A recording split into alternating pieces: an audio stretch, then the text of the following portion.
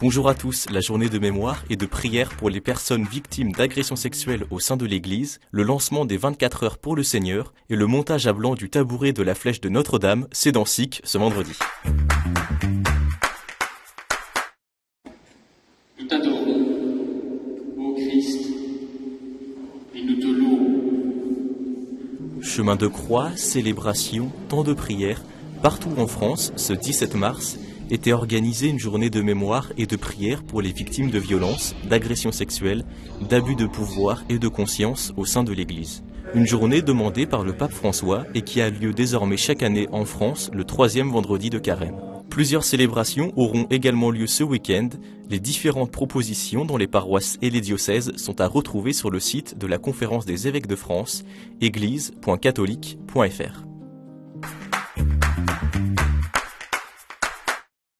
Mi rivolgo ai miei fratelli confessori oggi. Per favore, fratelli, perdonate tutto. Perdonate sempre, senza mettere il dito troppo nelle coscienze. Lasciate che la gente dica le sue cose e voi ricevete quello come Gesù, con la carezza del vostro sguardo, con il silenzio della vostra comprensione. Per favore. Pardonnez tout. C'est l'appel du pape aux confesseurs ce vendredi 17 mars lors de la célébration de la réconciliation qu'il a présidée dans une paroisse de Rome pour lancer la 10e édition des 24 heures pour le Seigneur. Et le pape qui a confessé les fidèles les a invités à s'ouvrir à la joie du plus grand des dons, la miséricorde de Dieu. Ces 24 heures pour le Seigneur se déroulent dans le monde entier ce vendredi et ce samedi à la veille du 4e dimanche de Carême. Une invitation à prendre un temps pour Dieu en ouvrant les portes des églises pendant 24 heures et permettre ainsi à tous d'y entrer à tout moment pour prier, adorer ou se confesser. En France, des milliers de paroisses organisent cette initiative. Ce jeudi s'est achevé le montage à blanc du tabouret de la flèche de Notre-Dame de Paris qui consiste à vérifier en atelier le bon assemblage de la structure avant sa mise en place définitive.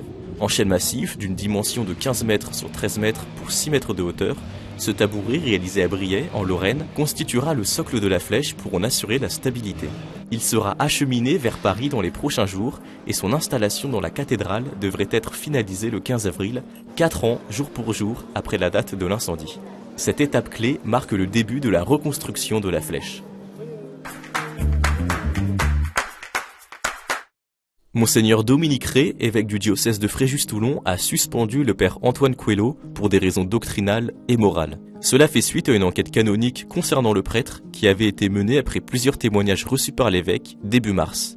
Le père Coelho a confirmé son intention d'épouser et de fonder une famille avec une femme de nationalité espagnole qu'il affirme être l'incarnation de l'Esprit Saint, indique un communiqué du diocèse.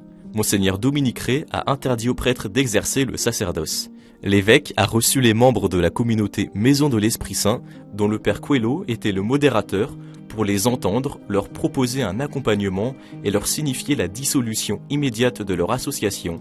La communauté a fermé ses portes ce jeudi.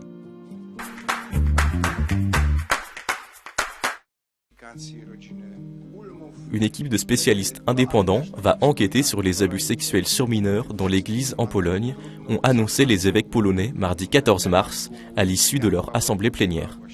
Les évêques vont nommer les membres de cette équipe qui aura notamment pour mission de faire un examen approfondi des documents, tant dans les archives de l'État que de l'Église, afin que les contenus soient également présentés dans leur intégralité en tenant compte de la loi et de l'état des connaissances, ainsi que du contexte socio-culturel, a précisé Monseigneur Polak, primat de Pologne.